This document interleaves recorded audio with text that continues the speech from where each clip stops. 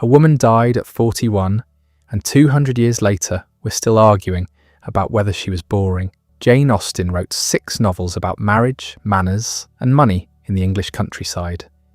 No murders, no adventures, no grand historical events, just people talking in drawing rooms. And somehow, she became one of the most influential writers in history. The question isn't whether her books are good.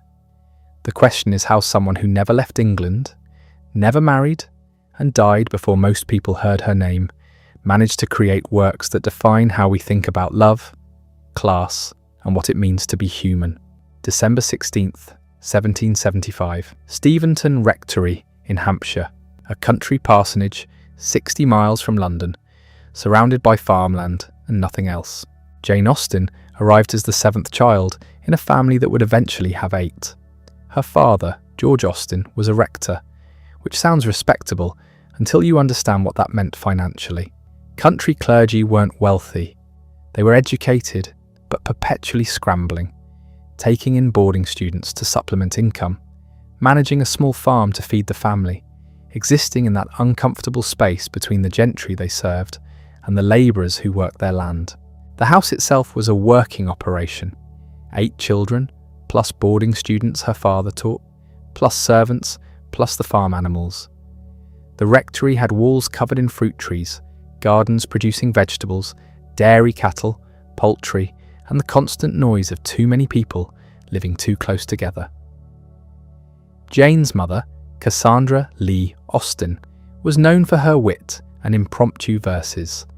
The atmosphere was intellectual but chaotic, full of books and debates, and the kind of sharp conversation that happens when smart people are stuck in the countryside with nothing but each other for entertainment. Jane had 6 brothers and 1 sister. The boys scattered into various careers: clergy, banking, the Royal Navy. One brother, George, possibly epileptic, lived apart from the family his entire life. He's barely mentioned in records, a reminder that even progressive families had limits. Another brother, Edward, was essentially adopted by wealthy relatives named Knight, who had no children of their own. They raised him as their heir, and he eventually inherited estates that would become crucial to Jane's later life.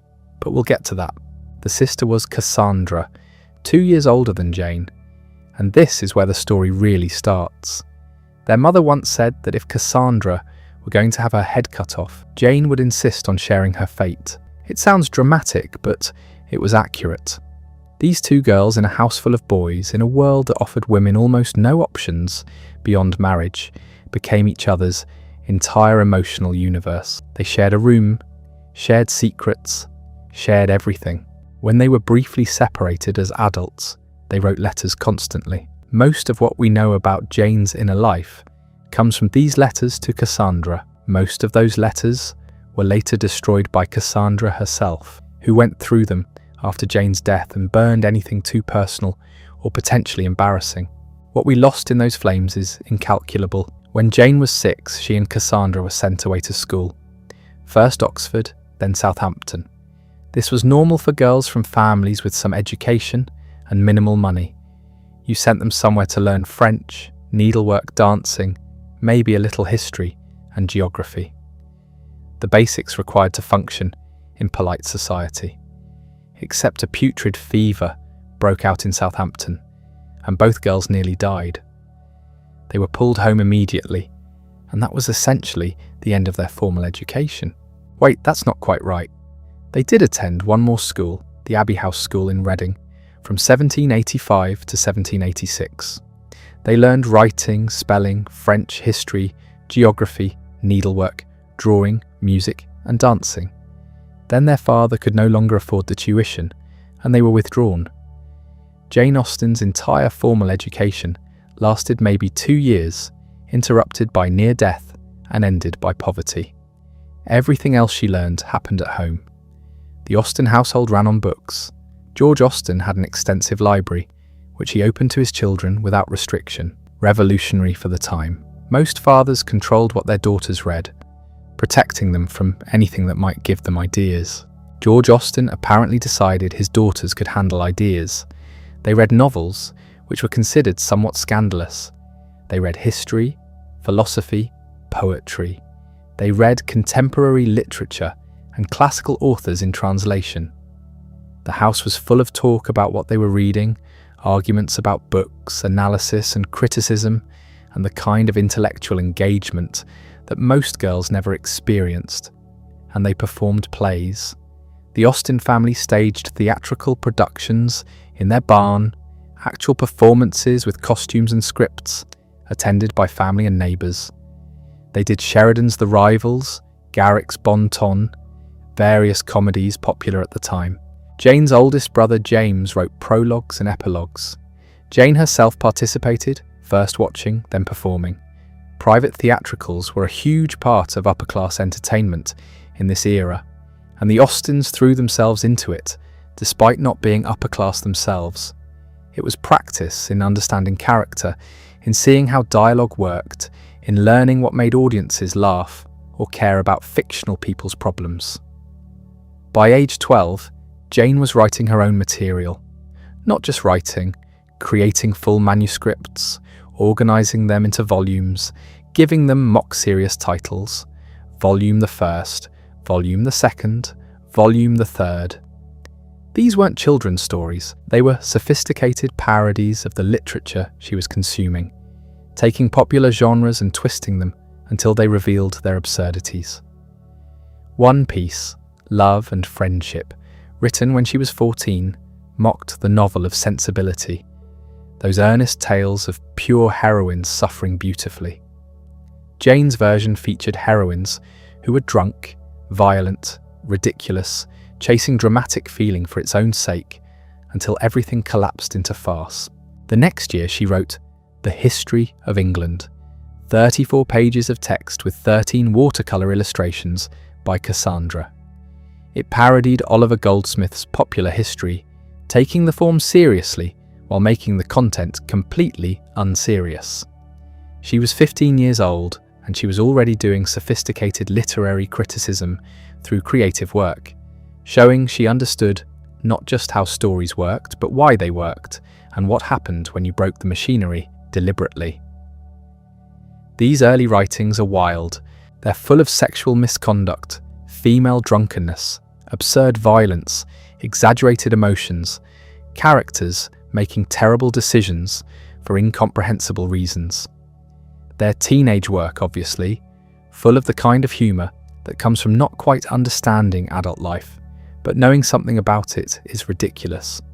But they're also showing a mind that sees through conventions, that questions why stories are structured certain ways, that finds the gap between how people claim to behave and how they actually behave endlessly fascinating.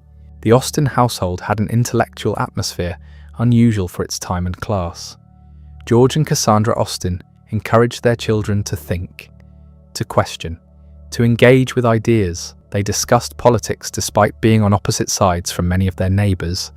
They read newspapers and debated what was happening in France, where revolution was brewing. They talked about people they disagreed with, considering their arguments rather than dismissing them. This wasn't normal. Most families operated on strict hierarchy and unquestioned authority. The Austens apparently decided that smart children raised with good values could be trusted to think for themselves. This matters because Jane Austen's novels are fundamentally about people thinking.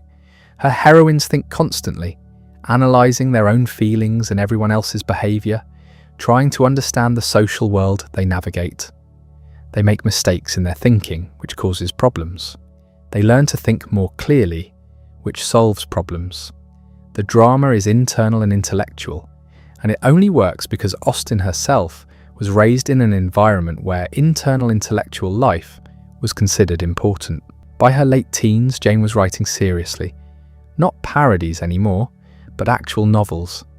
Eleanor and Marianne, begun around 1795, was an early version of Sense and Sensibility. First Impressions, started in October 1796 when Jane was 20, would eventually become Pride and Prejudice. She wrote fast, completing First Impressions in 10 months. Her father read it and was impressed enough to take action. On November 1st, 1797, George Austen wrote to London publisher Cadell and Davies offering to send them a manuscript comprised in 3 volumes, about the length of Miss Burney's Evelina. Cadell's response came quickly, declined by return of post. No explanation, no encouragement, just rejection. This manuscript, which would eventually become one of the most beloved novels in English literature, was dismissed without even being read. George Austen's letter made clear he was willing to pay for publication if necessary. Didn't matter. The publisher wasn't interested in a novel by an unknown woman from the countryside. Jane kept writing. Susan, an early version of Northanger Abbey, was completed around 1799. She had 3 full novels drafted before she turned 25, each one getting revised and reconsidered. She was developing a style, figuring out how to make social observation into plot, how to create characters who felt real despite living in a world of formal constraints, how to make drawing room conversations carry the weight of actual drama. Then in December 1800, everything changed. Jane's father made an announcement. He was retiring from the clergy. They were leaving Steventon, moving to Bath. The decision was sudden, or at least sudden to Jane. The house she'd lived in her entire life, the countryside she knew, the routines that had supported her writing, all of it was about to vanish. According to family accounts, when she heard the news, Jane fainted. She was 25 years old. She'd spent her whole life in this one place, surrounded by the same people, maintaining the same rhythms. Now her parents were uprooting everything, moving to a city she'd only visited, fundamentally changing the circumstances of her existence. For someone whose creative work depended on stability and observation and the kind of deep familiarity with a social world that takes years to develop, this wasn't just inconvenient, it was catastrophic. The Bath years, 1801 to 1806, were difficult in ways that show up most clearly in what Jane didn't write. During the Steventon years, she'd been extraordinarily productive, drafting 3 novels and countless shorter pieces. During the Bath years, she managed some revisions to Susan and started then abandoned The Watsons, a new novel that never got finished. That's it. 5 years of near-total creative silence from someone who'd been writing constantly since childhood. Why? Bath was a fashionable resort city, full of visitors taking the waters for their health, attending balls and assemblies, engaging in the kind of social performance that Jane would later write about brilliantly. It should have been perfect material for observation. Instead, it seems to have paralysed her. Some scholars argue she was depressed, that the displacement destroyed her ability to work. Others suggest she was simply busy with other things, that caring for aging parents and maintaining a household took time. Both might be true. What's clear is that something about Bath didn't work for her creative process, and the novel stopped coming. Then in 1804, her dearest friend, Mrs. Anna Lefroy, died suddenly in an accident. The following January, George Austen died. Jane's father, the man who'd encouraged her education and tried to get her published and created the intellectual household that shaped her mind, was gone. And with him went most of the family's income. George Austen's clerical livings died with him. The family income dropped to around £450 per year, barely enough to support 3 women. Jane, Cassandra, and their mother were now poor. Not destitute, not starving, but genuinely financially insecure, in a world where women couldn't earn money themselves and depended entirely on male relatives for support. They moved from place to place, staying with various Austen sons, visiting friends, never quite settling anywhere. The instability was complete. For the next 4 years, the 3 Austen women drifted. They stayed with Frank in Southampton. They visited Edward at his estate. They spent time with Henry in London, never quite landing, never quite settling, always guests in someone else's household. This was what poverty looked like for gentlewomen in Regency England. Not starvation or homelessness, but an endless rotation of dependence, of living on the charity of relatives who had their own families and priorities. During these years, Jane started a new novel called The Watsons. It's about a young woman who returns to her family after being raised by a wealthy aunt, forced to navigate a world of financial constraint and social limitation. The parallels to Jane's own situation are obvious. The novel is unfinished. She abandoned it after about 17,500 words, never returning to it. Some scholars think she stopped because the material hit too close to home, that writing about poverty and dependence while living through it was unbearable. Others suggest she simply didn't have the emotional energy to sustain a major creative project during this period of instability. Either way, the manuscript breaks off mid-scene, leaving the heroine in an uncertain position, much like its author. Then in 1809, something shifted. Jane's brother Edward, who'd been adopted by wealthy relatives and inherited their estate, offered his mother and sisters a permanent home, not in his main house, but in a cottage on his Chawton property in Hampshire. It was a former farmhouse, 2 stories, 6 bedrooms, a substantial garden. After 4 years of rootlessness, the Austen women finally had a place of their own again. They moved in July 7th, 1809. Jane was 33 years old. The cottage wasn't grand, the rooms were small, the furnishings modest, but it was theirs, stable, permanent. And for Jane, that stability unlocked everything that had been frozen during the Bath years.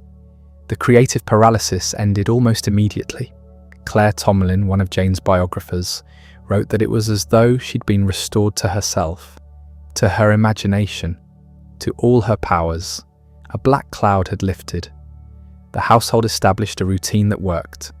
Mrs. Austen, now in her 70s, focused on the garden, growing vegetables and flowers. Cassandra and their friend Martha Lloyd, who'd moved in with them, handled most of the domestic management. Jane acquired a piano and practiced each morning before breakfast. Then she wrote. The writing happened in the sitting room, not in private solitude. The cottage wasn't large enough for Jane to have her own study. She wrote at a small table near the door, in a space where family members came and went, where servants passed through, where daily life continued around her. She reportedly kept her manuscripts hidden under blotting paper and would cover them if anyone approached. There was a creaky door that gave warning of visitors, allowing her to conceal what she was working on before anyone saw. This seems like terrible working conditions for a novelist. No privacy, constant interruptions, the need to hide your work and pretend you weren't doing anything important. But somehow it functioned, maybe because the interruptions weren't arbitrary. They came from a household where everyone understood what Jane was doing and tacitly protected her time. The domestic work was handled by others. The financial anxiety had lessened. The stability allowed concentration, even in a crowded room. Jane took out the manuscripts she'd written 15 years earlier and began revising them for publication. First impressions became Pride and Prejudice.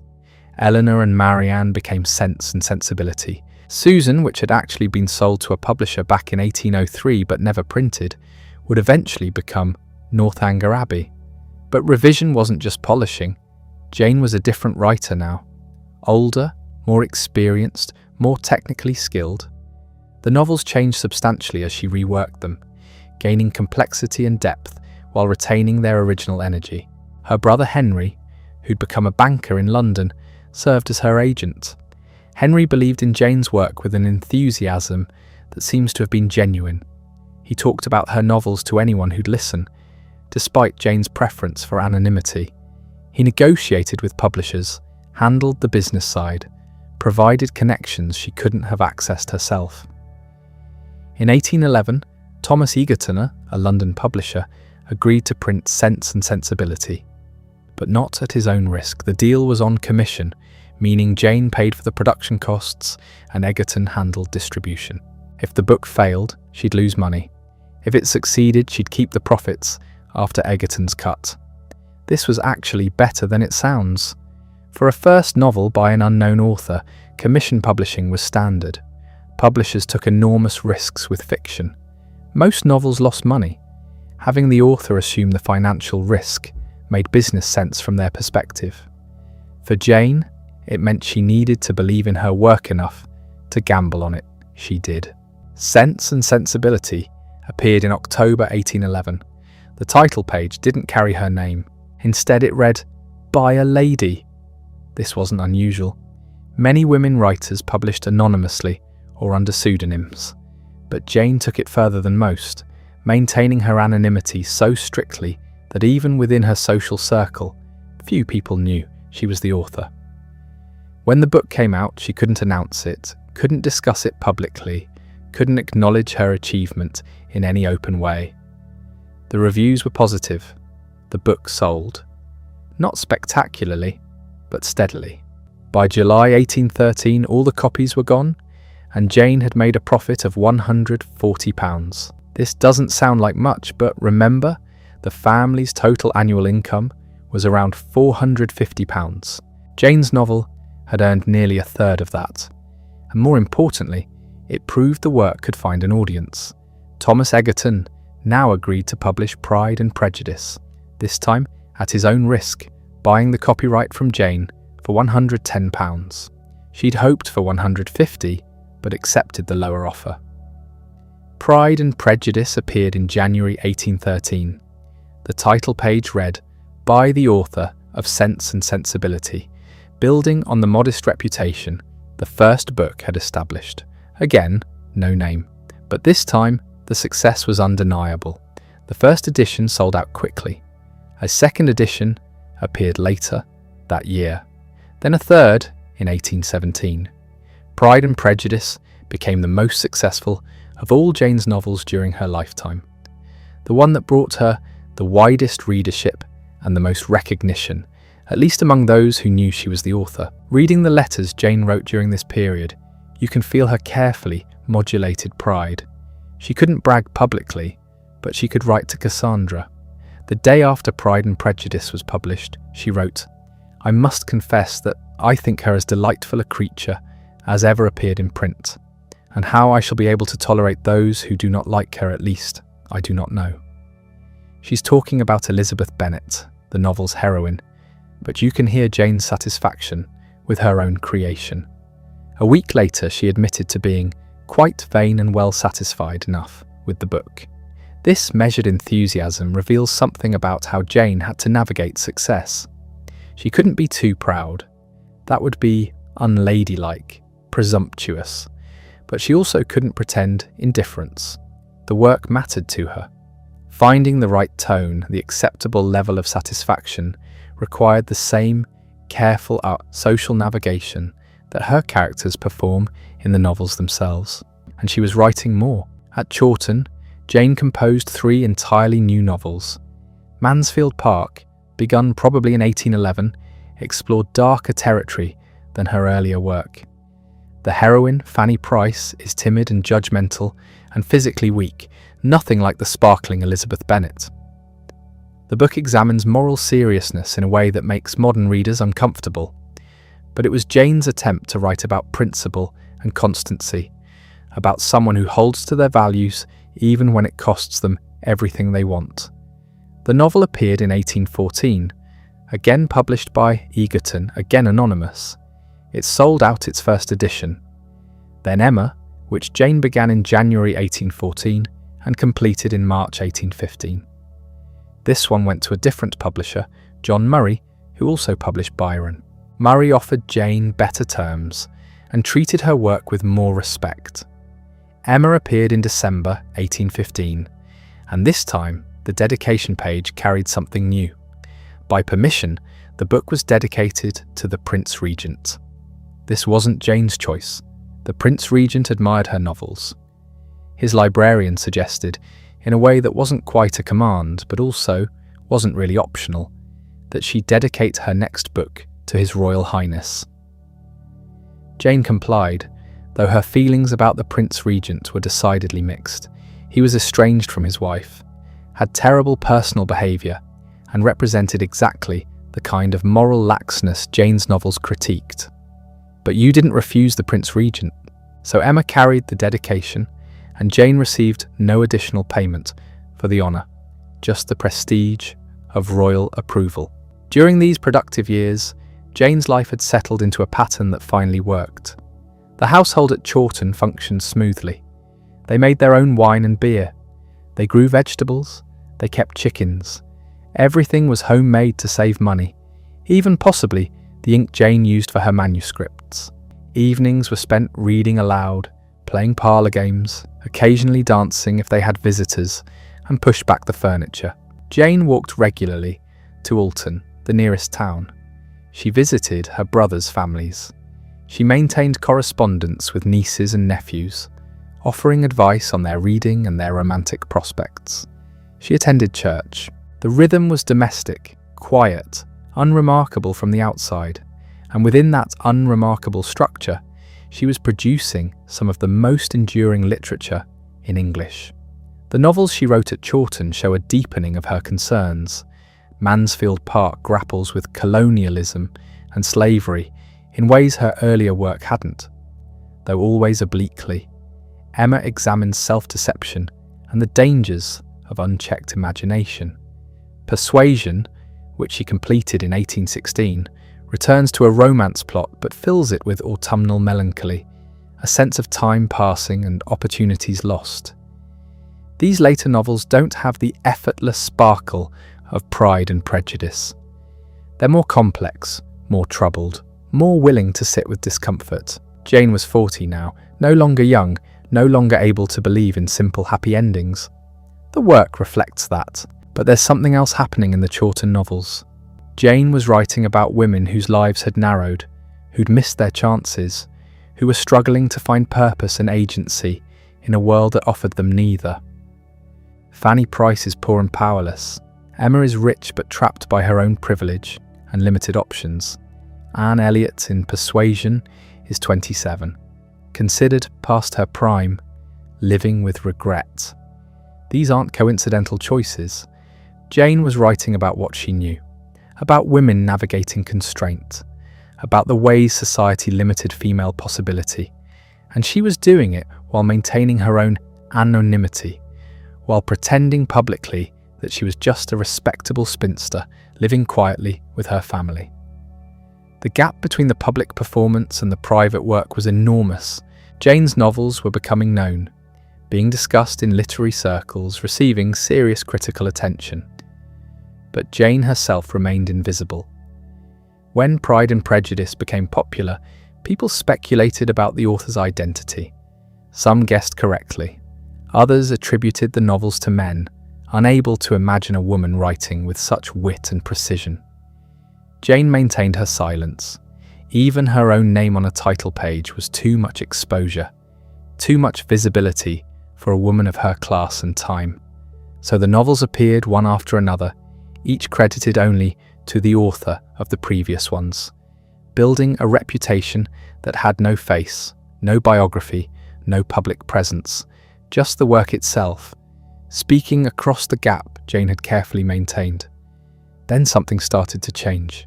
Not in the household, not in the routine, in Jane's body. The summer of 1816 brought symptoms that came and went without pattern. Fatigue that wouldn't lift, back pain that made walking difficult, a fever that appeared and disappeared.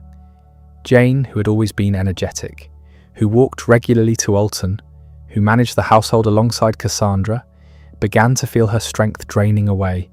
She didn't stop working.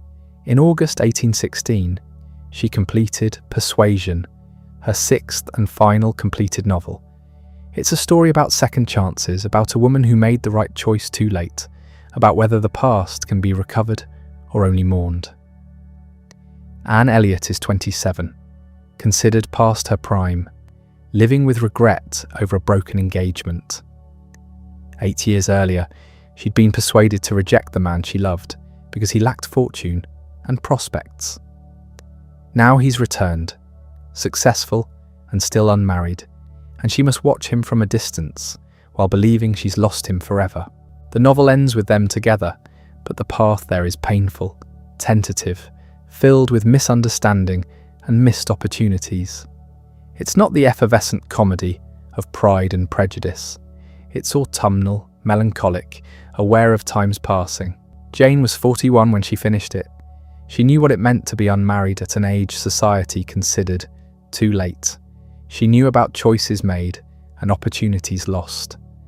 By February 1817, she was telling people she'd almost entirely recovered from her rheumatism. By mid-March, she claimed to be tolerably well. Then at the end of March, she admitted the truth in a letter to her niece Fanny. "I certainly have not been well for many weeks, and about a week ago I was very poorly. I have a good deal of fever at times and in different nights, but I am considerably better now and am recovering my looks a little, which have been bad enough. Black and white and every wrong colour." Black and white and every wrong colour. Jane's descriptions of her own declining health carry the same precise observation she brought to everything else. No dramatisation. Just the facts, delivered with characteristic clarity. She didn't give up. In January 1817, she'd started a new novel, initially called The Brothers, later known as Sanditon. It's set in a seaside resort town being developed by an ambitious entrepreneur. The tone is lighter than Persuasion, almost satirical again, poking fun at health fads and property speculation. Jane wrote 12 chapters, about 24,000 words. Then she stopped. The manuscript breaks off mid-sentence on March 18th, 1817. She never returned to it. What was happening to her? Modern medical opinion has suggested several possibilities. Addison's disease, a failure of the adrenal glands, Hodgkin's lymphoma, bovine tuberculosis contracted from unpasteurized milk. We'll never know for certain. What we know is that by April, Jane was confined to bed. She wrote a short will on April 27th, leaving nearly everything to Cassandra. The handwriting is shaky, deteriorating. Her signature barely legible. On May 24th, Jane and Cassandra left Chawton. They travelled to Winchester, where they took lodgings at 8 College Street, near Winchester Cathedral. Jane needed to be close to Dr. Lyford at the county hospital. The best medical care available wasn't much. 18th century medicine couldn't diagnose what was killing her, let alone treat it. The lodgings in Winchester were comfortable. Jane had a bedroom overlooking the street. Cassandra stayed with her constantly. Their brother Henry visited. James came from Steventon, but Jane was getting worse and everyone knew it. She tried to maintain her spirits. In a letter written in late May, she joked about her illness, claimed she was recovering, insisted she'd be back to Chawton soon. The tone is forced, the humour strained. She was trying to protect her family from the truth she must have known herself. By mid-July, there was no more pretending. Jane Austen died in the early hours of July 18th, 1817. She was 41 years old. Cassandra was with her. In a letter written that same day, Cassandra described Jane's final hours with a restraint that barely contains her grief. Jane had suffered, but toward the end, she'd become calmer, almost peaceful. She'd asked Cassandra what she wanted, as if Cassandra's needs mattered more than her own approaching death. 6 days later, Jane was buried in Winchester Cathedral. The location was prestigious, reserved for clergy and nobility. Jane qualified because her brother James was a clergyman with connections to the cathedral. The grave is in the north aisle of the nave, marked by a black stone set in the floor. The inscription on that stone is strange. It doesn't mention her novels. It praises her personal qualities, her charity, her devotion, her benevolence, her faith. The final lines read, "The benevolence of her heart, the sweetness of her temper, and the extraordinary endowments of her mind obtained the regard of all who knew her and the warmest love of her intimate connections." Then a biblical passage, then her name and dates. Nothing about the 6 published novels. Nothing about Pride and Prejudice or Emma or any of the work that had consumed her adult life. The stone treats her as a respectable woman who died young, a daughter of the church, a sister and aunt, not as a writer. This wasn't oversight. This was deliberate. Even in death, Jane's family maintained the fiction that her writing was secondary, private, not the defining fact of her existence. She was buried as Jane Austen, gentlewoman of Hampshire, not as the author who'd revolutionised the English novel. 16 years later, in 1833, a brass plaque was added to the wall near her grave. This one mentions the novels, though still without naming them. It describes her as having given to the world works that a posterity will continue to read with admiration. Even then, the acknowledgement is careful, restrained, almost apologetic. What Jane herself would have thought about any of this is impossible to know. She'd spent her career hiding behind anonymity. She'd refused to put her name on her work. She'd maintained the careful separation between her public identity as a spinster living with her family and her private identity as a working novelist. Did she want recognition? Did she want her grave to acknowledge what she'd accomplished? Or would she have preferred exactly what she got? Respectability, propriety, the conventional praise given to any well-bred woman who'd lived a blameless life. The novels she left behind were unfinished business in more ways than one. Persuasion and Northanger Abbey, the two novels completed but unpublished at her death, came out together in December 1817, 6 months after she died. For the first time, her name appeared on a title page. Henry Austen, her brother and literary agent, added a biographical note identifying the author. This biographical notice of the author is the first public account of Jane's life, and it's revealing in what it includes and what it leaves out. Henry describes Jane as modest, cheerful, devoted to her family. He mentions her novels almost as an afterthought, something she did quietly, without seeking fame or profit. He emphasises her conventional femininity, her domestic virtues, her lack of ambition. Everything he says is probably true. Jane was devoted to her family. She did work quietly. She didn't seek fame. But Henry's portrait flattens her, turns her into a type, the modest lady author who wrote in her spare time, who never let her literary pursuits interfere with her domestic duties, who remained properly feminine and unambitious throughout. That image of Jane Austen, the domestic novelist, the spinster aunt who happened to write, persisted for decades. Victorian readers loved her novels but sanitized their author. They emphasized her morality, her propriety, her ladylike qualities. They ignored the satirical edge, the social criticism, the way her novels systematically dismantled the romantic conventions they seemed to embrace. The 20th century brought a more complex understanding. Scholars began examining Jane's life with more rigour, less sentimentality. They acknowledged her professionalism, her literary ambition, her sophisticated technique.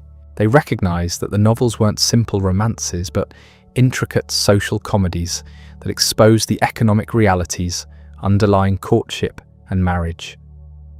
But even now, centuries later, Jane Austen remains partially hidden behind the myths that accumulated around her. The devoted sister, the maiden aunt, the woman who never married but wrote happy endings for her heroines. These aren't entirely false, but they're incomplete.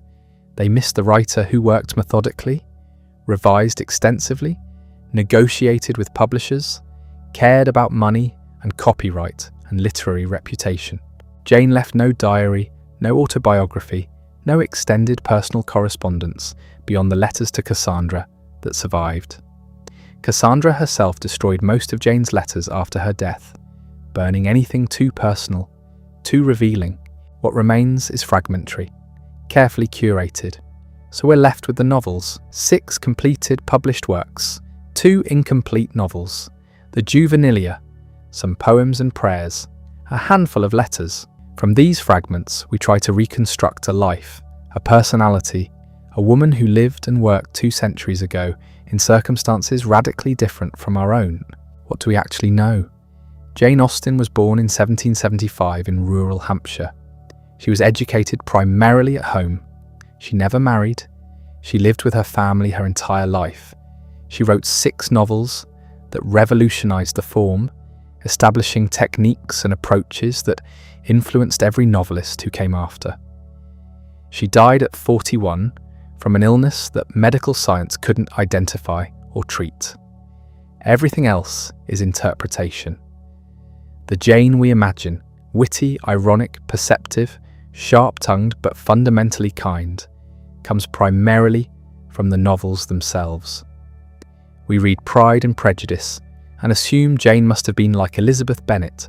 We read Emma and imagined Jane as the knowing narrator who sees through Emma's delusions. We read Persuasion and feel Jane's own regret, her own sense of time passing and opportunities lost. But authors aren't their characters. The novels aren't autobiography. Jane created Elizabeth and Emma and Anne, but she wasn't any of them. She was the person who imagined them all, who understood them all, who could inhabit multiple perspectives simultaneously while maintaining her own distinct voice. That voice is what endures. The novels speak across 2 centuries because they're not period pieces. They're not museum exhibits. They're living works that continue generating new meanings, new interpretations, new relevance. Each generation finds something different in them because they're constructed to allow multiple readings, to reward close attention, to reveal new layers on rereading. Jane knew what she was doing. The careful structure, the precise language, the way information is revealed and withheld, none of that is accidental. She was a conscious artist, working deliberately, making choices about every sentence, every scene, every character. The novels feel effortless, but that effortlessness required enormous labour, multiple drafts, constant revision, and she did it all while living in a world that told her women shouldn't write for publication, shouldn't seek money or recognition, shouldn't have ambitions beyond marriage and motherhood. She did it while maintaining the fiction that she was just an ordinary woman, nothing special, certainly not an artist or professional writer. The gap between the public Jane and the private Jane was enormous. Publicly, she was respectable, modest, conventional. Privately, she was ambitious, professional, committed to her craft. She wanted her novels published. She wanted them to succeed. She wanted to earn money from them. She negotiated hard with publishers, fought for better terms, cared deeply about how her work was presented and sold. None of that was supposed to matter for a woman of her class. Women could write as amateurs, as a genteel hobby, but professional ambition, financial motivation, serious literary craftsmanship, these were masculine traits, unsuitable for ladies. Jane managed the contradiction by hiding it. She published anonymously. She let her family minimize her literary work. She maintained the appearance of the devoted sister and aunt whose writing was merely a pleasant pastime. And behind that protective coloration, she built one of the most significant bodies of work in English literature. The contradiction wasn't just about behaviour, it shaped how the novels themselves worked. Think about how Pride and Prejudice functions. The plot revolves around misunderstandings, appearances versus reality, the gap between what people show and what they are. Elizabeth judges Darcy based on surface impressions and is wrong. Darcy judges Elizabeth's family and is both right and wrong simultaneously. Wickham appears charming and proves villainous. The entire structure depends on the gap between appearance and truth. That's Jane's life, embedded in the novel's architecture. She understood that gap intimately because she lived it. The respectable spinster aunt writing revolutionary fiction. The woman with no apparent experience of passion creating some of literature's most passionate characters. The provincial lady who never travelled far from Hampshire Building detailed social worlds that felt universal. Her letters show this duality constantly. She writes to Cassandra about mundane domestic details, about shopping and visiting, and who said what at dinner. Then suddenly there's a sentence that cuts like a blade. Some observation about human nature, so sharp it takes your breath away. The voice shifts, the ordinary woman disappears, and you glimpse the artist underneath. But the artist never fully emerges. Even in the letters, Jane maintains her protective coloration. She's funny, witty, affectionate, but she rarely discusses her work seriously. She mentions her novels almost casually, as if they're minor projects, rather than the consuming passion of her life. When Pride and Prejudice is published, she tells Cassandra she's pleased, mentions some reviews, but doesn't dwell on it. You'd never know from these letters that she'd just published what would become one of the most famous novels in English. That restraint was strategic. The letters were read aloud in the family circle. Jane knew they'd be shared, so she performed in them, presented the version of herself that was acceptable, appropriate, safe. The deeper thoughts, the real artistic ambitions, those stayed private. We see glimpses of them in the novels themselves. The narrator of Emma has authority, control, a godlike perspective on her character's delusions and mistakes. That narrator is confident, assured, knowing. That's Jane the artist, fully realised, demonstrating complete mastery of her craft. But Jane the person remained hidden behind that narrator. She didn't claim the authority. She published anonymously. She let the novels speak while she stayed silent. The question everyone asks is why? Why hide? Why publish without a name when other women writers of her era used their names? Why maintain this fiction of amateurism when you're clearly a professional? Part of it was practical. Female authors faced significant prejudice. Reviewers often dismissed women's writing as trivial, sentimental, lacking intellectual substance. Publishing anonymously meant the work could be judged without that immediate bias. If readers didn't know the author was a woman, they might actually engage with the novels on their merits. And it worked.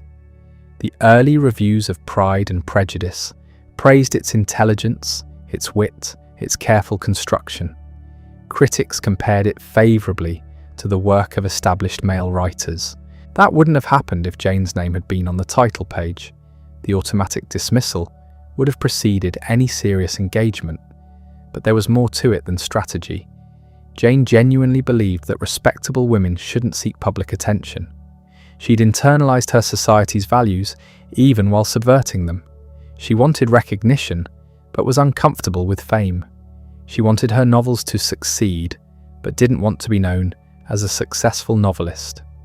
The contradiction was irreconcilable, so she managed it through compartmentalisation.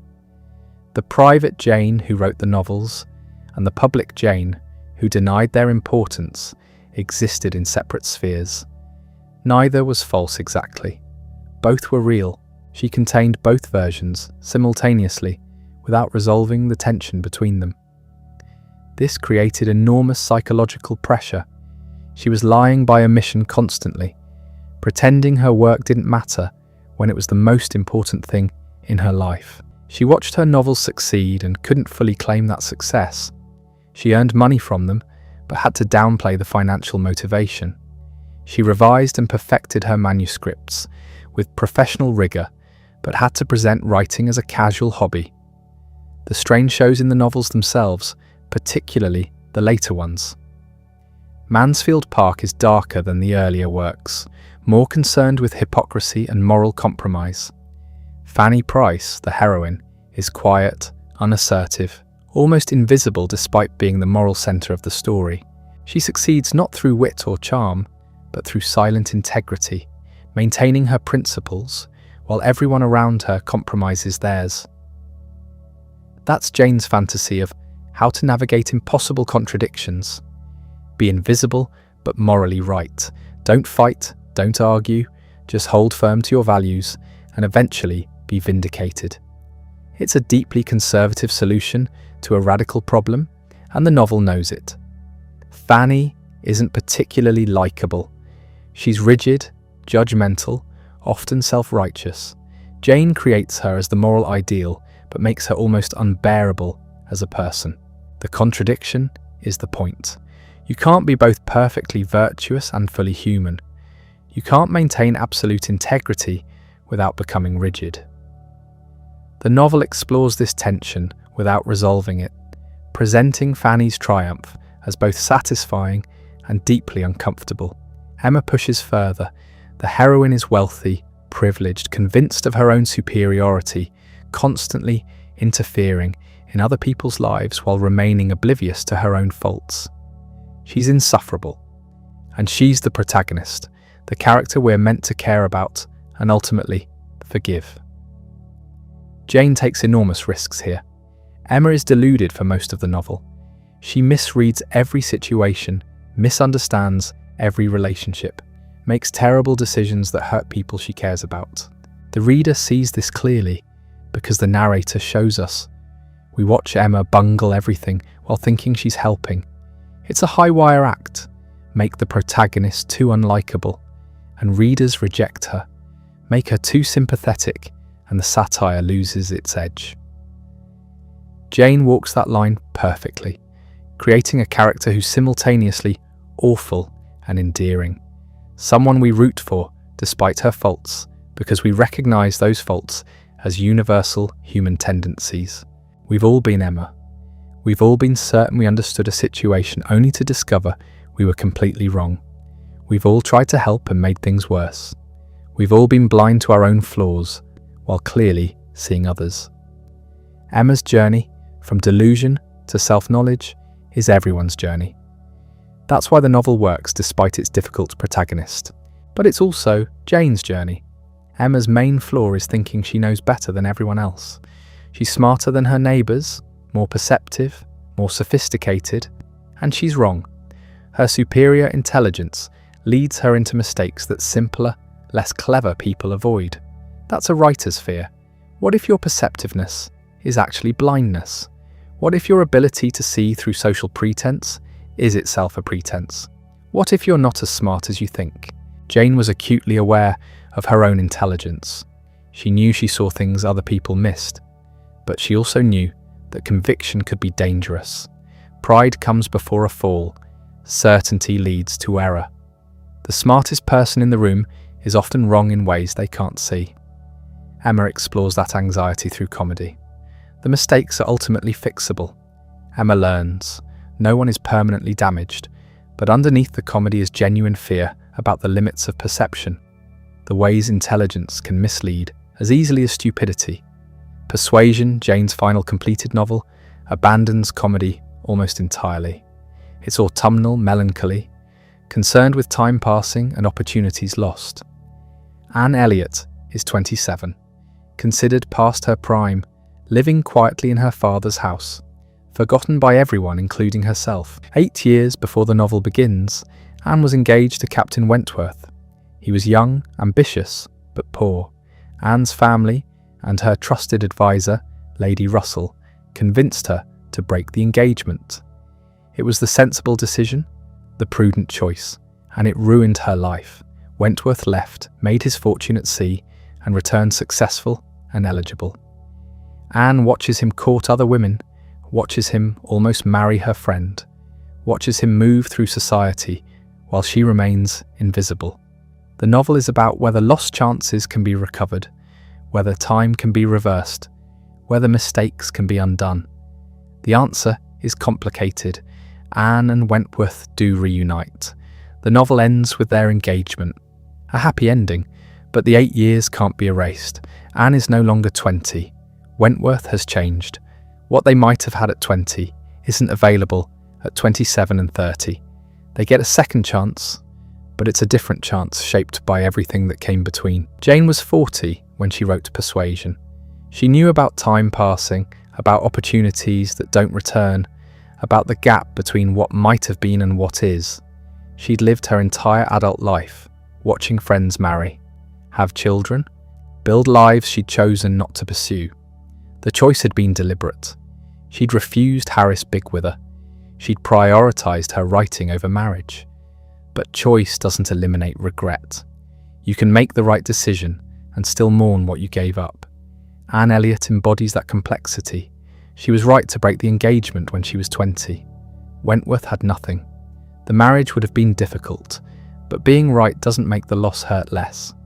That's the emotional core of the novel, the thing that makes it Jane's most personal work. Not because Anne is Jane. Anne isn't Jane.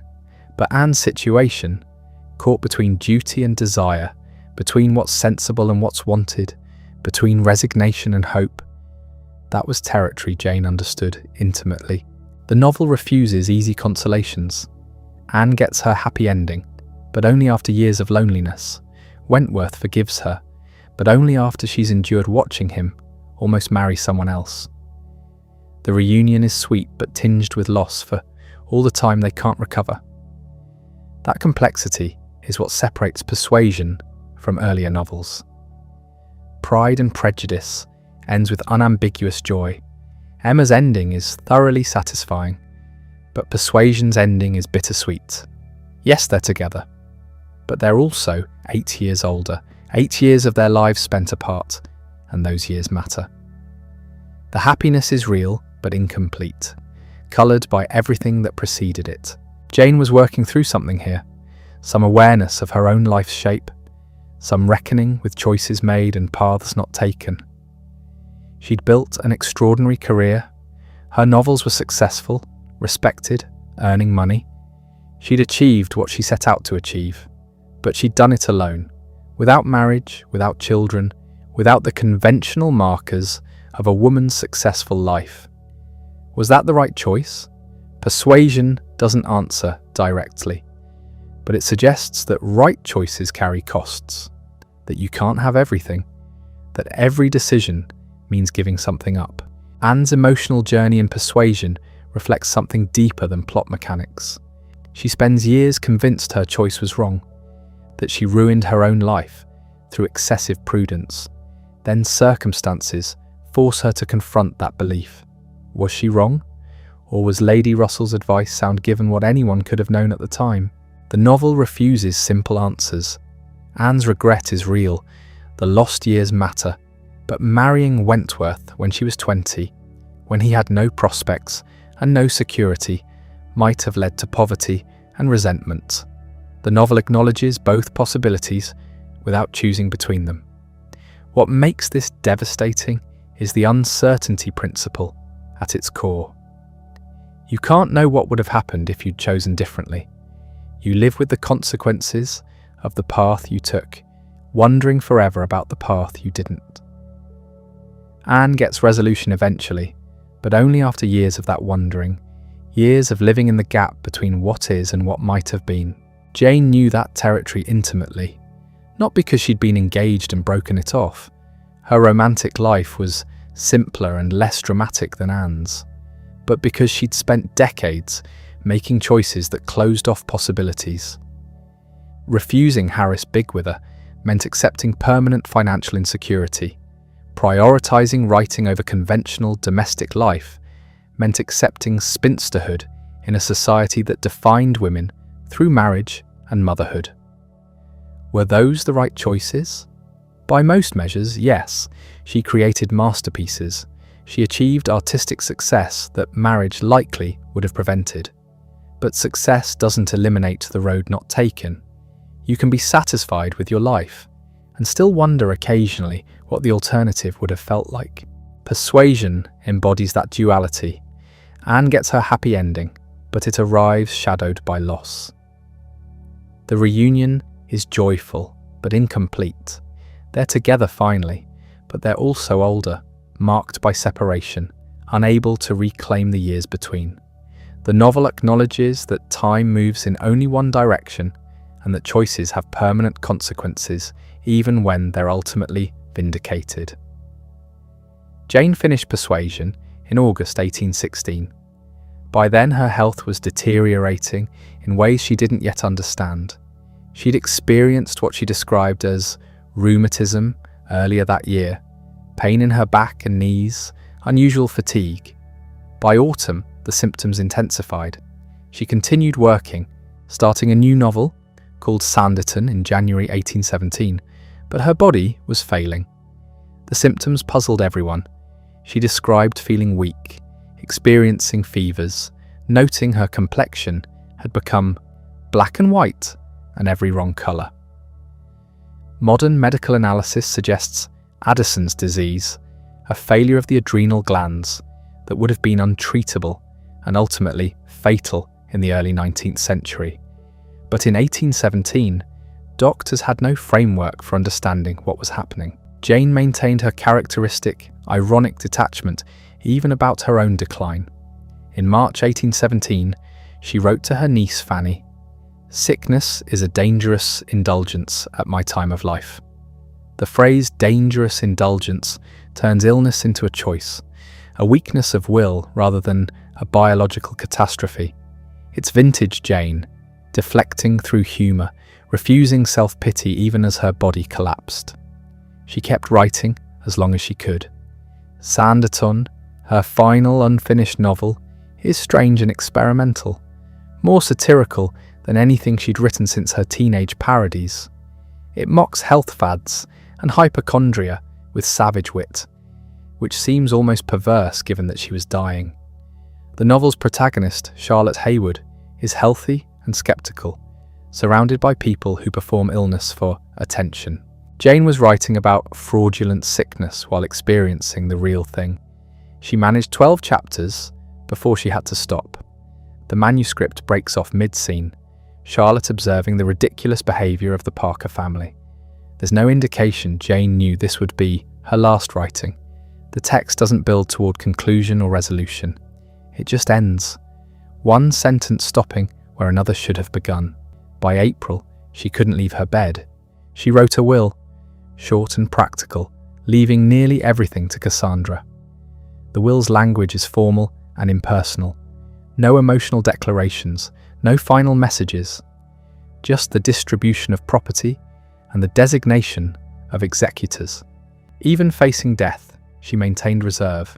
In May, her brother Henry and Cassandra took her to Winchester, hoping the doctors there might help. They rented lodgings on College Street near the hospital. Jane could barely walk by then. The move must have been agonising. Travelling 25 miles while seriously ill, relocating to unfamiliar rooms, maintaining hope that medical intervention might reverse what was clearly irreversible. The Winchester doctors could do nothing.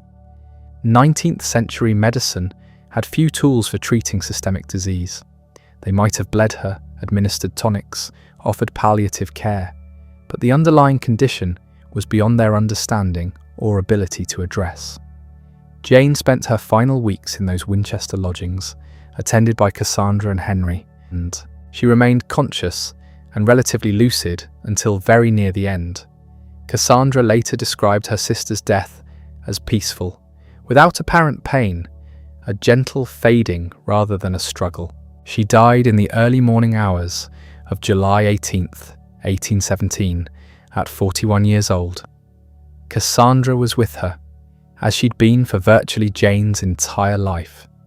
The sisters who'd shared everything, who'd been inseparable since childhood, who'd written letters across every separation, were together at the end. 6 days later, Jane was buried in Winchester Cathedral. The location was prestigious, requiring special permission and reflecting the family's social standing, but the grave marker said nothing about her writing. The inscription praised her personal qualities, her sweetness of temper, her charitable nature, her Christian faith. It mentioned the extraordinary endowments of her mind, but didn't specify what those endowments produced. No mention of the novels. No reference to Sense and Sensibility, Pride and Prejudice, Mansfield Park, Emma, Persuasion, or Northanger Abbey. The woman who'd revolutionised the English novel was buried as a gentlewoman of good character, her artistic achievement apparently secondary to her personal virtues. This wasn't unusual for the time. Women writers often operated under constraints that made their achievements awkward to acknowledge publicly. Jane had published anonymously, her novels attributed to a lady or the author of previous works. Her name didn't appear on title pages during her lifetime.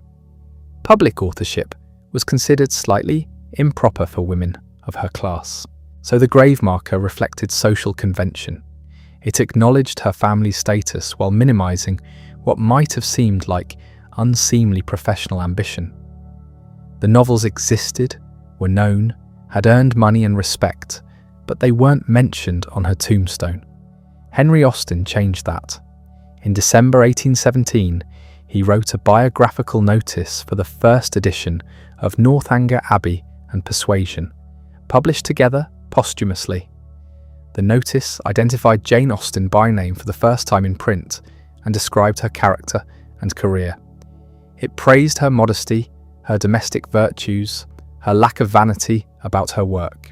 Henry's notice established the image of Jane that would dominate for decades, the shy, retiring spinster who wrote novels almost by accident, who never sought fame or recognition, who remained sweetly humble despite her extraordinary gifts. This version of Jane was palatable, unthreatening, consistent with Victorian ideals of feminine propriety. It was also incomplete.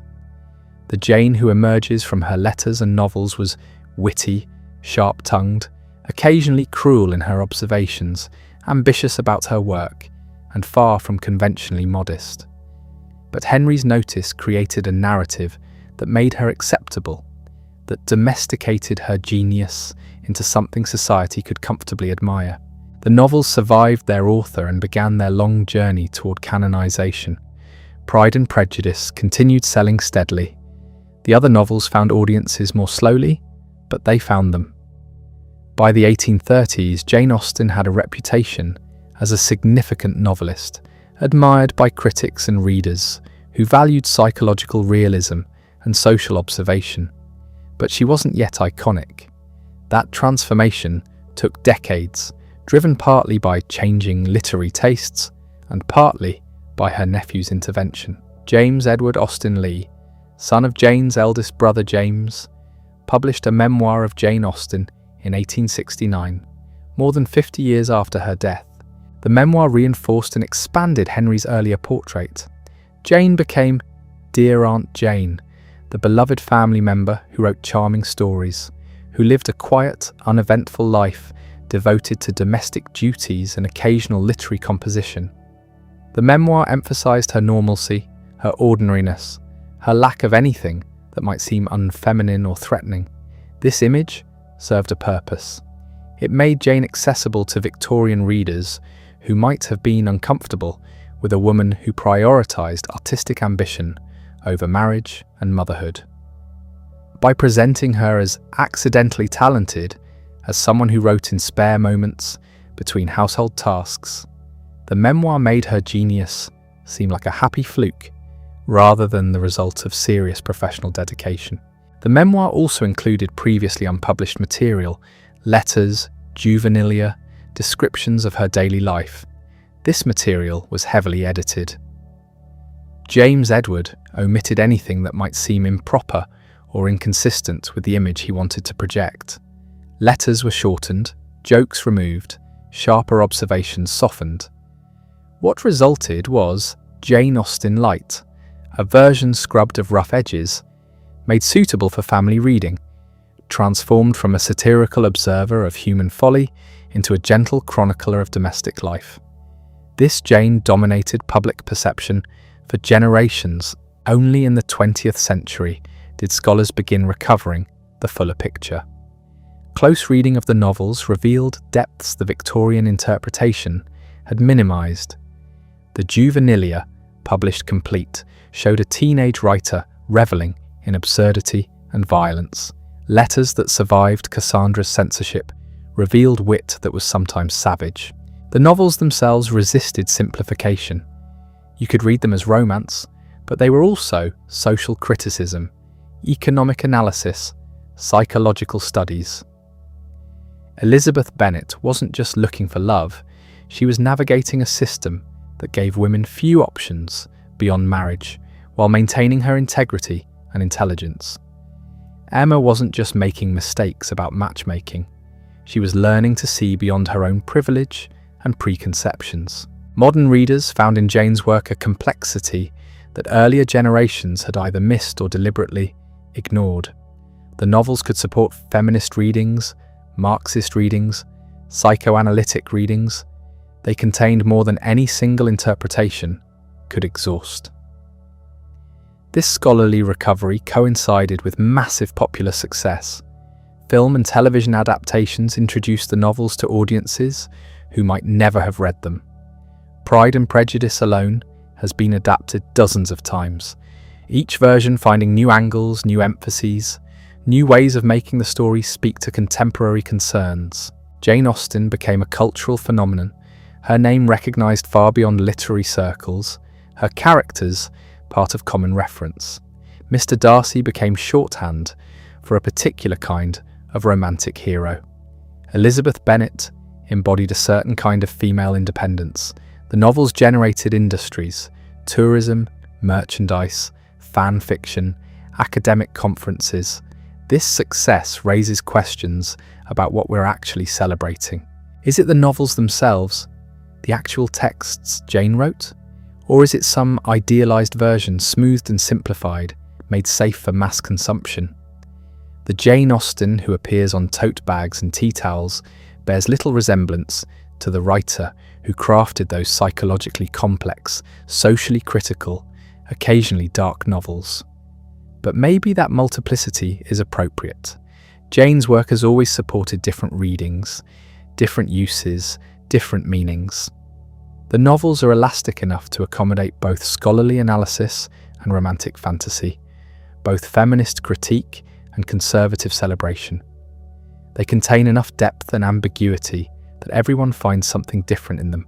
What remains consistent across interpretations is the recognition of extraordinary achievement. Whatever else we make of Jane Austen, whatever image we construct or deconstruct, the novels themselves endure. They're still read, still taught, still adapted, still analysed 2 centuries after their publication. That longevity isn't accidental. The novels work because they're built on foundations that transcend their immediate historical moment. Yes, they're about Regency England, about a specific social and economic system. But they're also about human psychology, about how people think and feel and deceive themselves and grow. Those concerns don't become outdated. Jane understood something fundamental about consciousness, about the gap between how we see ourselves and how we actually behave, about the stories we tell to make sense of our choices. Her characters think they're acting rationally while being driven by impulses they don't recognise. They believe they understand themselves while remaining blind to their own motivations. That's the engine of her comedy and her insight. We laugh at Emma's matchmaking failures because we recognise the universal human tendency to see what we want to see.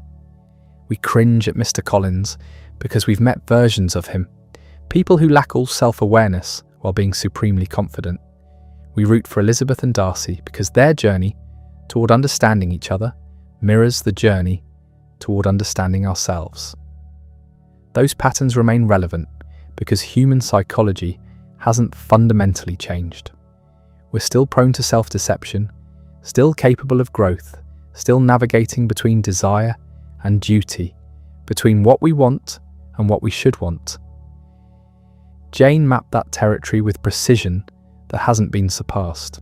She died at 41, having published 6 novels and left 2 more ready for posthumous publication. That's the entirety of her published fiction. 8 novels, some written in her 20s and revised later, others composed in her final years. A relatively small body of work that reshaped English literature. What's remarkable about that small body of work is how much territory it covers while appearing to stay within narrow boundaries. The novels all focus on a similar milieu, unmarried women in the gentry class, navigating social expectations and economic realities. Yet within those constraints, Jane explored vastly different psychological terrain. Sense and Sensibility examines how sisters with opposing temperaments handle romantic disappointment. Pride and Prejudice tracks 2 people overcoming their own worst tendencies to find understanding. Mansfield Park presents a heroine so quiet and morally rigid she divides readers to this day. Emma gives us someone who thinks she understands everything while understanding nothing about herself. Northanger Abbey satirises Gothic novels while also being a genuine coming-of-age story. Persuasion, written when Jane was dying, feels autumnal, concerned with second chances and the weight of past decisions. That range emerged from intense observation within a limited sphere. Jane didn't travel widely. She never married. She lived most of her life in small towns, yet she understood human nature with a depth that required no exotic experience. She watched people deceive themselves. She listened to how they rationalized their choices. She noticed the gap between what they claimed to value and what they actually pursued. The novels are built on that gap. Characters believe they're acting from reason while passion drives them. They think they understand their own hearts while remaining spectacularly blind. The comedy and the insight both emerge from that fundamental human tendency towards self-deception. Consider how Elizabeth Bennet believes she's judging Darcy rationally when she's actually responding to wounded pride. Or how Emma convinces herself that her matchmaking serves others when it really feeds her need for control. Or how Marianne Dashwood mistakes intensity of feeling for depth of character. These aren't simple mistakes. They're the ways humans protect themselves from uncomfortable truths. Jane understood this because she observed it constantly in the world around her. In the letters that survive, Cassandra destroyed most of them after Jane's death. We glimpse someone who watched people with unsparing clarity. She noted pretension, hypocrisy, selfishness. She also noted kindness, intelligence, genuine feeling. Her observations were precise, neither cynical nor sentimental. That precision carried into the novels. The prose never wastes a word. Every sentence does multiple things at once, advances plot, reveals character, provides social commentary, entertains. It's economical writing in the best sense, packed with meaning but never feeling dense or difficult. Modern readers sometimes struggle with the style because it operates through implication and indirection. Jane rarely tells you what characters think or feel. She shows you through dialogue, through what they notice, through what they choose to mention or ignore. You have to read actively, paying attention to what's not said as much as what is. This creates novels that reward rereading.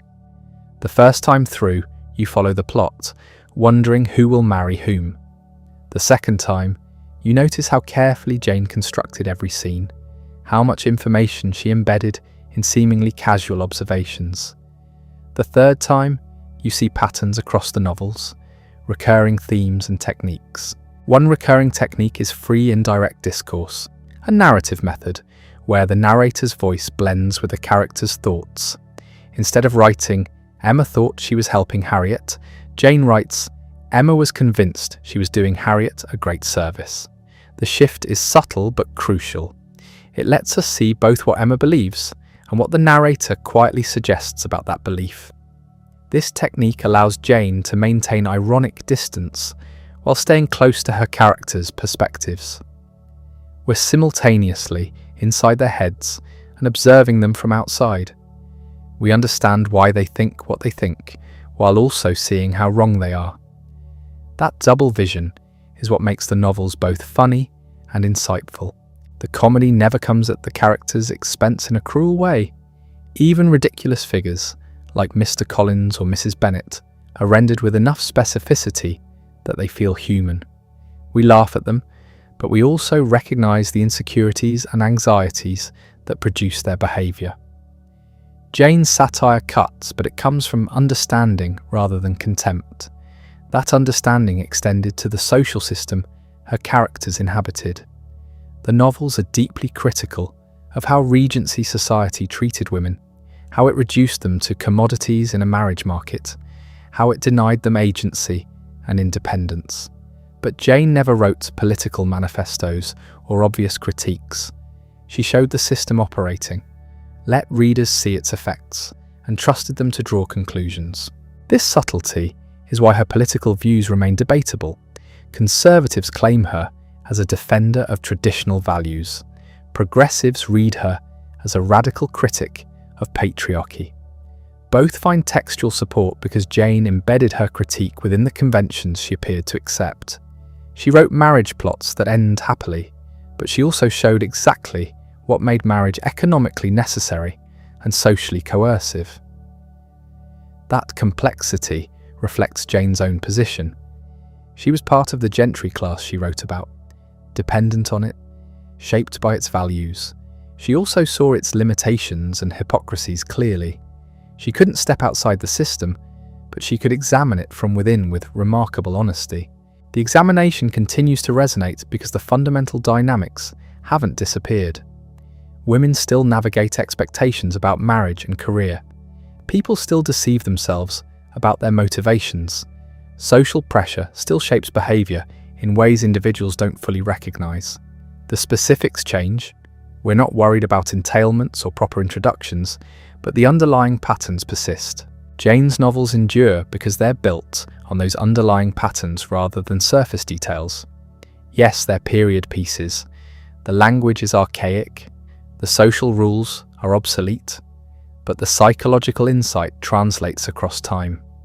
Anyone who's ever misjudged someone, deceived themselves, or struggled with the gap between desire and duty can find something recognizable in these stories. That universality emerged from radical specificity. Jane didn't try to write about everyone everywhere. She wrote about what she knew, the gentry class in southern England during a particular historical moment. But she examined that narrow slice of experience with such precision that she revealed truths about human nature generally. This is the paradox of great literature. It achieves universality through particularity, not despite it. The more specifically you render a time and place and set of characters, the more you reveal patterns that transcend those specifics. Jane understood this instinctively. She never tried to make her novels timeless or universal. She just wrote honestly about the world she knew. The honesty included acknowledging limitations. Jane's novels don't address slavery, though her family's wealth partly derived from plantations in Antigua. They don't engage with the Napoleonic Wars, except peripherally, though her brothers fought in them. They ignore poverty, except as background detail. The focus remains relentlessly on a narrow social stratum. Critics have debated whether these absences represent blindness or deliberate choice. Did Jane not see these issues, or did she see them but choose to focus elsewhere? The answer probably varies by topic. Some things she genuinely didn't consider her concern. Others she may have thought about but excluded as beyond her scope. What matters is that within her chosen scope she was ruthlessly honest. She didn't sentimentalize or propagandize.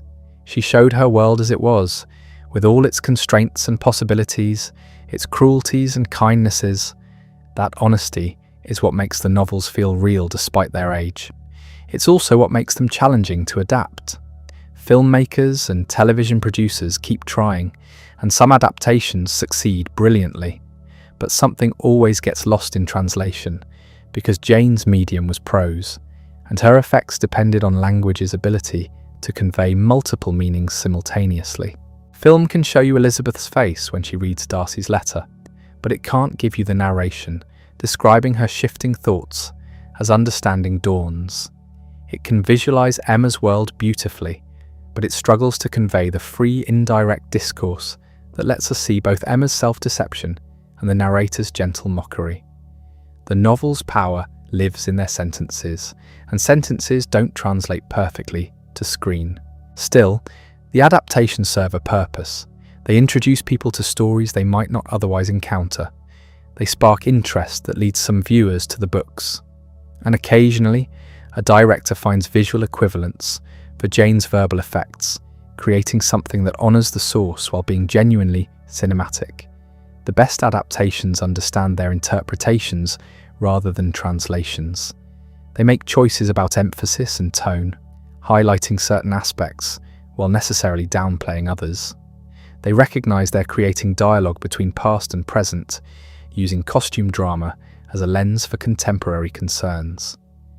This is what all engagement with Jane Austen involves: dialogue across time. We read her through our own contexts, finding meanings that reflect our moment, while also encountering something that resists easy incorporation into current debates. The novels come from a specific historical moment we can't fully inhabit, yet they speak to us in ways that feel immediate. That combination of distance and intimacy is rare. Most literature from 2 centuries ago feels either completely foreign or so absorbed into common culture that it's lost its strangeness. Jane's novels maintain both qualities simultaneously. They're recognisably from another era, yet they address concerns that remain current. Part of what maintains that balance is Jane's characteristic tone, ironic but not cynical, critical but not bitter, amused but not dismissive. She observed human folly without losing faith in human goodness. She saw social hypocrisy without concluding that all values were sham. She noted individual selfishness while also recognising genuine kindness. That balanced perspective feels particularly valuable now when discourse tends toward extremes.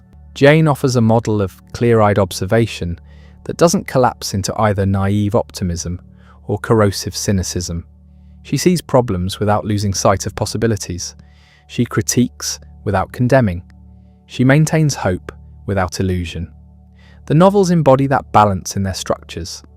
They begin with characters trapped by circumstance, limited by their own blindness, constrained by social expectations. Then, through a series of complications and revelations, understanding emerges. Characters learn about themselves and others. Circumstances shift. Possibilities open. The endings bring resolution, but not perfect happiness, achievement, but not triumph. That measured quality reflects Jane's own temperament as revealed in letters and family accounts.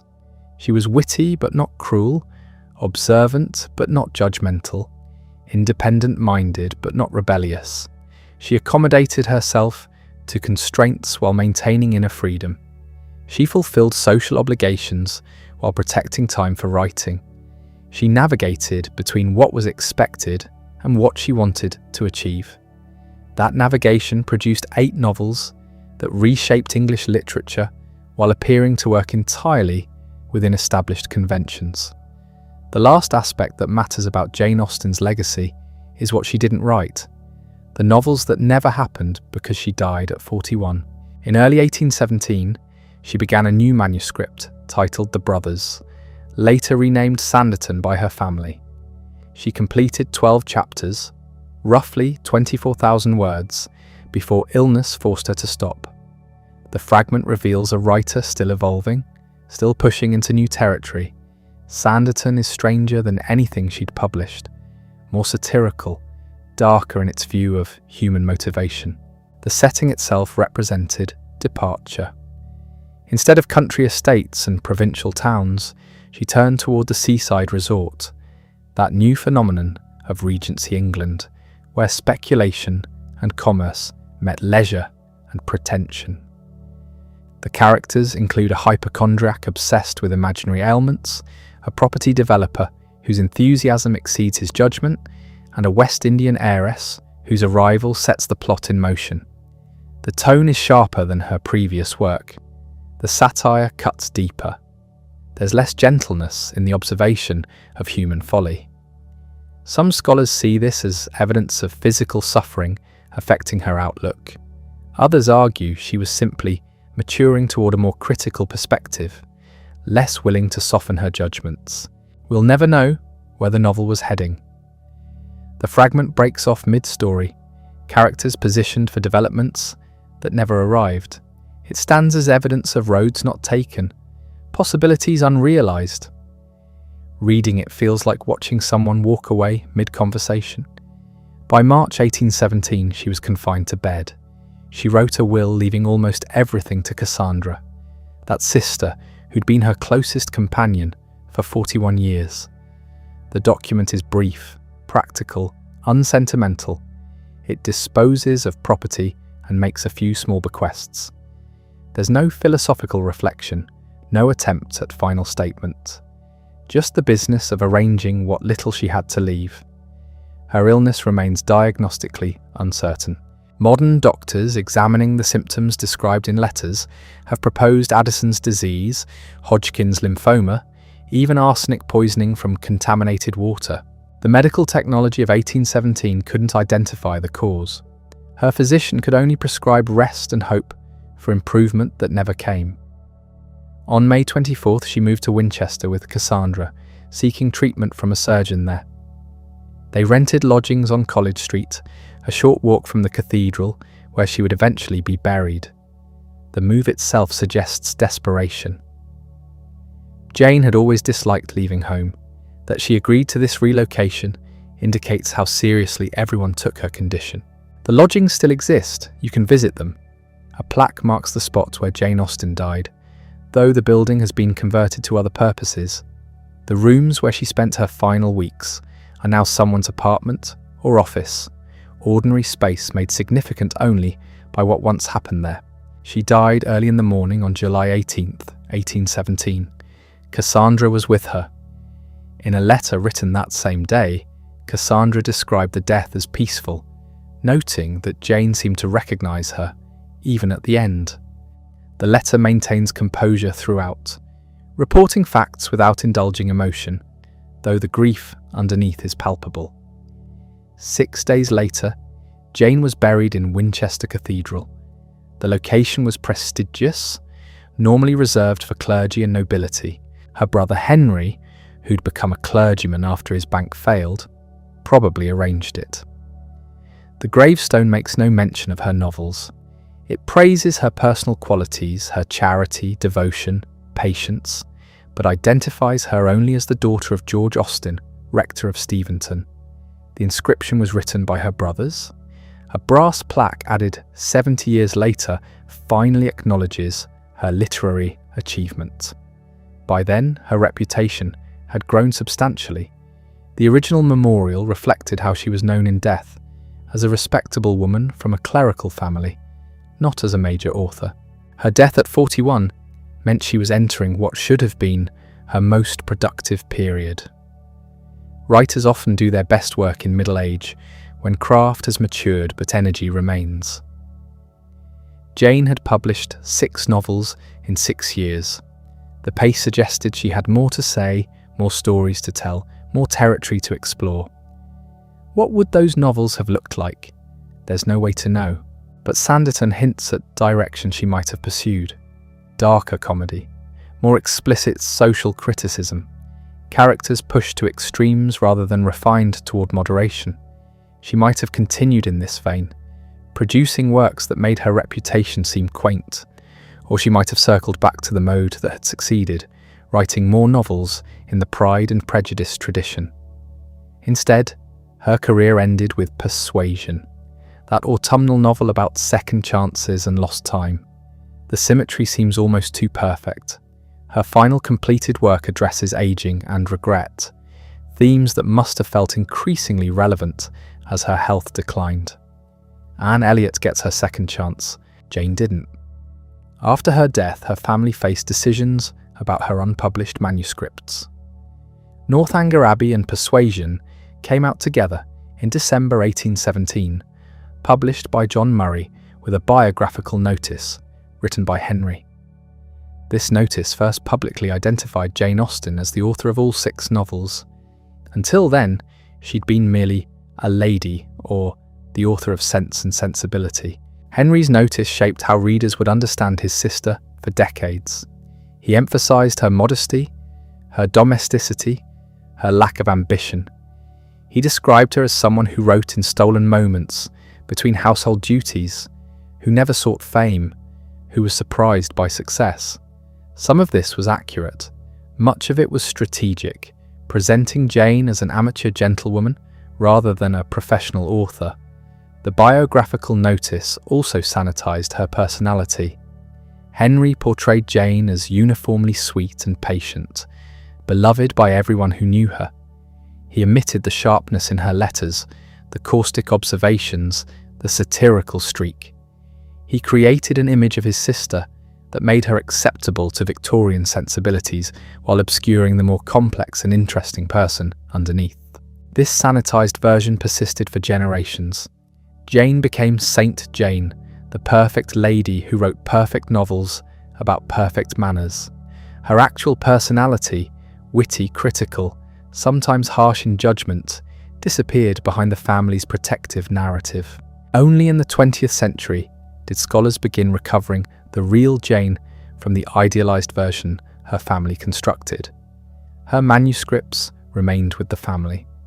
Cassandra controlled access, occasionally allowing trusted friends to read them, but never authorizing publication of letters or juvenilia. After Cassandra's death in 1845, the materials scattered among various relatives. Some were lost, others were deliberately destroyed. Cassandra herself burned many of Jane's letters, preserving only those she judged appropriate for future readers. What was in those destroyed letters? We'll never know. Possibly nothing more scandalous than honest opinions about neighbours and relatives. Possibly personal revelations Cassandra felt protective of. The destruction itself tells us that something worth hiding existed, even if we can't identify what. The juvenilia survived by accident rather than intention. The notebooks passed through family members who preserved them without necessarily valuing them highly. They weren't published until the 20th century. When they finally appeared, they revealed a teenage Jane who was much funnier and more subversive than the sanitized biographical notices suggested.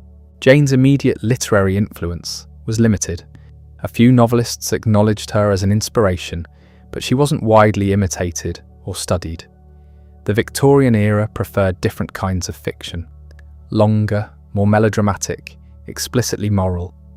Jane's restraint and irony didn't match the age's taste. Her reputation declined after her death, remaining respectable, but not prominent. The 20th century brought revival. Academic criticism began taking her seriously as a major artist rather than a minor craftsperson. Close reading revealed the sophistication of her narrative technique, the precision of her prose, the depth of her psychological insight. She moved from being merely popular to being canonized as one of English literature's essential figures. This elevation brought its own distortions. Jane became a symbol in culture wars she would have found baffling. Conservatives claimed her as an advocate for traditional values. Progressives saw subversive critique beneath the conventional surfaces. Everyone wanted her on their side. The reality is probably that she doesn't fit cleanly into contemporary categories. She was conservative in some ways, radical in others, and mostly just interested in writing good novels. Her politics were complex, contradictory, and subordinate to her artistic goals. She observed her world with clarity, but didn't offer simple prescriptions for fixing it. What remains indisputable is the achievement itself. 6 novels completed, 2 published posthumously, each one a sustained examination of how people navigate between desire and duty, between individual fulfillment and social obligation. Each one written in prose that rewards close attention, that reveals new dimensions with each reading. The novels continue generating new interpretations because they're genuinely complex. They support multiple readings without collapsing into confusion. They maintain coherent structures while allowing space for ambiguity. They're simultaneously accessible and sophisticated, satisfying on first encounter while rewarding sustained study. Jane achieved this without revolutionary technique or experimental form. She worked within established conventions, using tools available to any novelist of her era. The genius was in execution, in the precision of language, the control of tone, the management of narrative distance. She made familiar elements combine in ways that produced something new. Her career lasted roughly 20 years, from first draft to final publication. During that time, she produced 8 novels and numerous shorter works. The output wasn't massive by some standards. Dickens published more. So did Trollope, but Jane wasn't writing for volume. She was writing for perfection, or as close to it as she could achieve. Each novel went through extensive revision. She rewrote, reconsidered, refined. The process took years. First Impressions became Pride and Prejudice after substantial reworking. Sense and Sensibility was completely restructured from its original epistolary form. She didn't publish until she'd gotten it right. That perfectionism meant fewer books but better ones. Every sentence in a Jane Austen novel has been considered, adjusted, tested. Nothing is accidental. The apparently effortless flow is the result of careful craft, not spontaneous inspiration. The woman who died at 41 in Winchester left behind a small body of work that has never gone out of print. Her novels sell millions of copies annually. They're translated into every major language. They're adapted constantly for film and television. Her name is recognizable even to people who've never read her. This wasn't what she imagined when she wrote in the Chawton cottage, revising manuscripts by the window where she could watch the road. She wanted publication, yes, she wanted readers, but she couldn't have anticipated becoming an industry, a genre unto herself, a permanent fixture in literary consciousness. The gap between her modest ambitions and her enormous legacy creates a strange dynamic. We know Jane Austen in ways she never intended. Her private letters are analysed. Her unfinished fragments are published. Her every word is scrutinised for meaning. She's been dead for 2 centuries but remains more present than most living authors. What would she make of all this? Her letters suggest she'd find it amusing and slightly absurd. She had a strong sense of her own abilities, but also a realistic understanding of her place. She knew she was good. She didn't think she was immortal. Yet here we are, still reading, still arguing about her work, still finding new things to say about novels written 200 years ago. That's the final measure of achievement, not contemporary success, but sustained relevance across time. Jane Austen gave us 6 perfect novels and 2 imperfect ones. She gave us characters who feel real enough to argue about, as if they were actual people. She gave us prose that works as both story and art. She gave us a way of looking at human behaviour that combines sympathy with skepticism, that sees folly without losing sight of goodness. That's the inheritance, not just the books themselves, but the approach they embody, the balance of judgment and mercy, the refusal to choose between entertainment and insight, the demonstration that domestic life contains sufficient drama for serious art. 2 centuries on, the novels remain. They've outlasted countless bestsellers and forgotten classics. They've survived changes in literary fashion and social attitudes.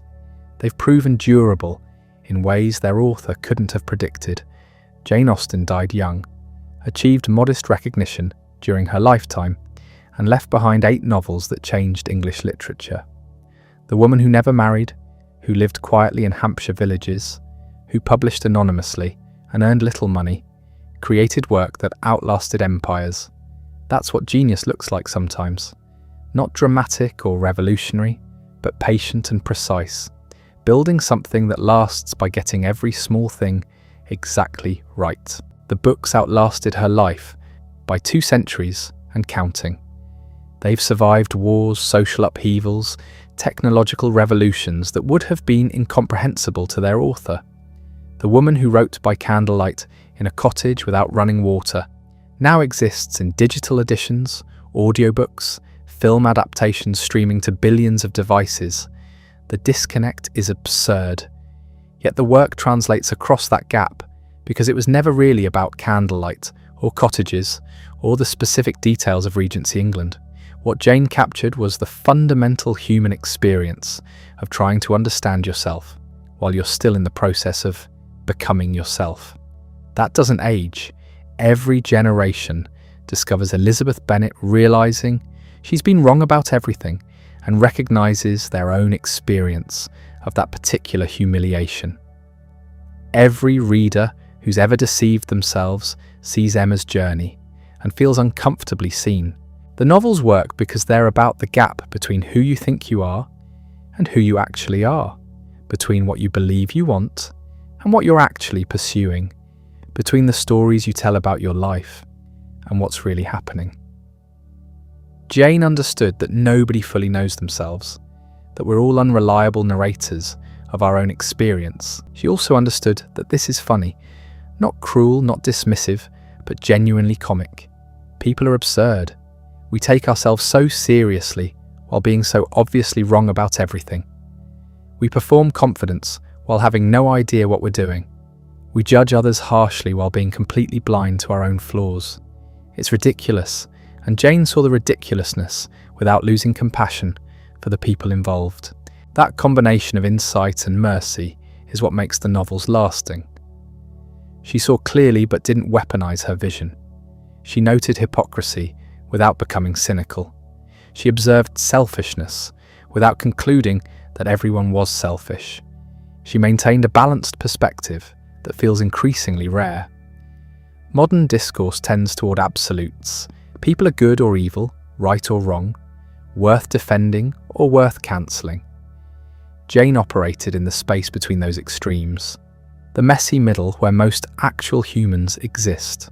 Her characters are flawed but not irredeemable, capable of growth without becoming saints. They make mistakes, hurt people, act from mixed motives, and occasionally surprise themselves by being better than they thought they were. That complexity is why the novels resist simple interpretations. You can't reduce Pride and Prejudice to a romance or a social critique or a feminist statement, though it contains elements of all three. The meaning isn't singular. It's multiple, contradictory, impossible to pin down completely. Every reading reveals something new because Jane built enough depth that there's always another layer underneath. She did this while maintaining perfect control of her craft. The novels feel natural, almost conversational, but every sentence is constructed with precision. The tone never wavers, the pacing never flags, the characterization remains consistent while allowing for development. It's master-level work made to look effortless. That effortlessness is what makes her dangerous to imitate. The surface seems simple. People talking in rooms, worrying about who'll marry whom, attending balls and visiting relatives. How hard could it be? Extremely hard, as it turns out. Thousands of writers have attempted Austen-style novels. Almost none succeed because the simplicity is deceptive. What looks like natural conversation is actually dialogue doing multiple things simultaneously, advancing plot while revealing character, while providing social observation, while being genuinely witty. Strip away any one of those elements and the whole structure collapses. Make the dialogue too witty and it becomes artificial. Focus too much on plot and you lose the psychological depth.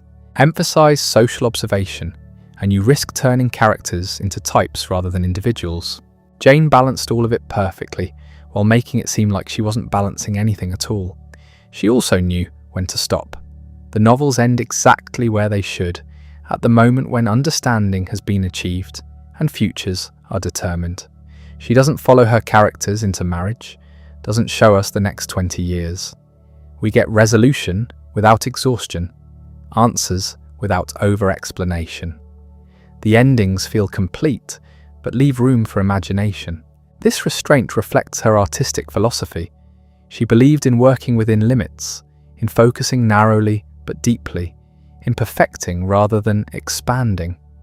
She could have written historical novels, or Gothic romances, or political manifestos. Instead, she wrote 6 variations on the same basic situation: unmarried women in the gentry class navigating toward marriage, and found infinite complexity within that apparently narrow frame. The constraint was the point. By limiting her scope, she could examine her chosen territory with microscopic precision. Every detail mattered. Every conversation revealed something. Nothing was included that didn't serve multiple purposes. The result was novels that feel complete, fully realized, containing nothing extraneous. Modern writers often work the opposite way, expanding scope to demonstrate ambition, including everything to show range. Jane proved that depth matters more than breadth, that exploring one situation thoroughly reveals more about human nature than surveying many situations superficially. The novels are small in setting, but vast in implication. They're also designed to be reread. First time through, you follow the plot, wondering how things will resolve.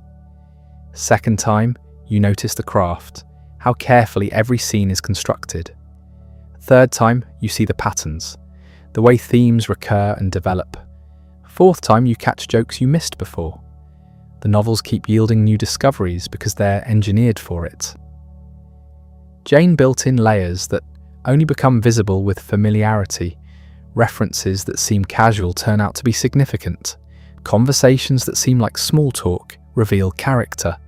Minor characters who appear briefly resonate later. Nothing is wasted. Everything connects. The structure is so tight that changing anything would damage the whole. This kind of construction requires planning and revision, the opposite of spontaneous inspiration. Jane was a professional who worked methodically, drafting and redrafting until she'd eliminated every flaw she could identify. The naturalness we perceive is achieved through artificial means, which is how all art works. The goal is to hide the scaffolding while leaving the building standing. Her success at this created problems for her reputation. Because the novels seem effortless, people assumed they were easy to write. Because they focus on domestic life, people assumed they weren't serious. Because they're funny, people assumed they weren't deep. Jane spent her career and her afterlife fighting against these assumptions, or rather, not fighting because she wasn't there to defend herself. The novels had to defend themselves, which they've done successfully by continuing to work for readers who approach them honestly. You can try to dismiss them as light romantic fiction, but that doesn't survive actual engagement with the texts. They're too smart, too complicated, too aware of their own effects to fit into that category. They contain genuine insight about human psychology and social structure, while also being entertaining stories about people falling in love. Both things are true simultaneously. The novels are romance and critique, entertainment and art, accessible and sophisticated. They refuse to choose between popular appeal and literary quality, demonstrating that the opposition is false. Good writing is good writing regardless of subject matter or genre. Jane proved this without manifesto or explanation. She just wrote the books and let them make the argument through example. The novels themselves constitute the defense of her approach. If they work, and they manifestly do work, 2 centuries of readers attest to that. Then the approach is validated. What she couldn't have known was how long that validation would last. Most writers are forgotten within a generation. Even successful ones fade from consciousness as tastes change and new writers emerge. Jane's work was supposed to be period entertainment, novels for her contemporaries. Instead, they became permanent. The permanence isn't guaranteed to continue. Literary reputations rise and fall. Shakespeare dominates now, but was considered crude in the 18th century before being reclaimed by the Romantics. Reputations are constructed and can be deconstructed. Jane's current status as essential English author isn't inevitable or eternal, but the novels themselves aren't going anywhere. They exist, they're readable, they work. As long as people read fiction, some will read these. The specific interpretation might change. We read them differently than Victorians did, and future readers will read them differently than we do, but the texts remain available for encounter. That's what matters finally. Not the academic status, or the cultural positioning, or the endless debates about what Jane meant or believed. The books exist, you can read them. They'll tell you things about being human that remain true across historical distance. They'll make you laugh while making you think. They'll entertain while also challenging you to see yourself more clearly. Jane Austen died at 41 in Winchester, was buried without acknowledgement of her achievement, and left behind work that outlasted everything her contemporaries considered important. The woman who published anonymously became one of the most famous writers in English.